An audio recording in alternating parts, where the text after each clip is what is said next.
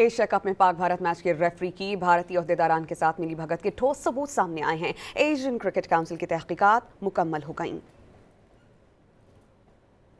Asian cricket council की तहकीकात के मुताबिक मैच रेफरी एंडी पाइक्राफ्ट ने सब कुछ जानबूझकर किया। ज़ाब्ता अखलाक की खिलाफ वर्जी साबित हो गई है। जरा ये बताते हैं कि मैच रेफरी ने भारतीय मैनेजर के कहने पर पाकिस्तान के कप्तान सलमान अली आगा को हाथ मिलाने से मना किया। मैच रेफरी ने एन टॉस के वक्त सलमान अली आगा का माइक बंद करके बात सुनने का कहा और भारतीय कप्तान सूर्या कुमार यादव से हाथ ना मिलाने का कहा। कवायद के मुताबिक मैच रेफरी बराह रास्त कप्तान या खिलाड़ियों को हिदायत नहीं दे सकता। जरा ये भी बताते हैं कि कप्तान सलमान अली आगा को 30 सेकंड्स पहले हरीफ टीम के कप्तान से हाथ मिलाने से मना किया गया।